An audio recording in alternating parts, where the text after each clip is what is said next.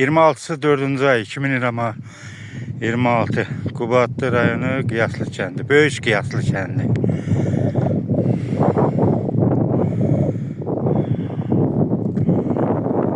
Aralda görüşən Xocahan.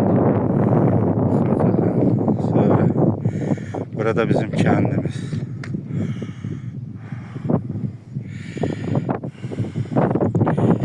Burada bizim kəndimiz. O aralda görsəndə Xustuf dağıdır. Xustuf, Qarlı dağlar Xustuf dağıdır.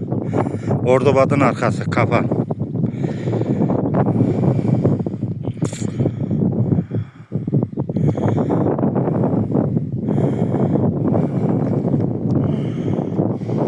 Kəpirlikdən durub çəkirəm. Burada kəpirlikdir.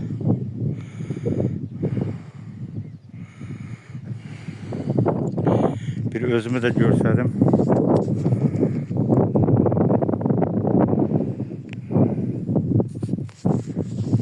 Güzel kəndimiz.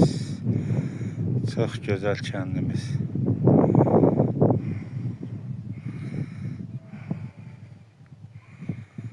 Böyük Qiyaslı kəndi. Qubadda da 2 Qiyaslı var. Bu Böyük Qiyaslıdır, o birisi Tatardadır. O balaca Qiyaslıdır, o Böyük Qiyaslıdır.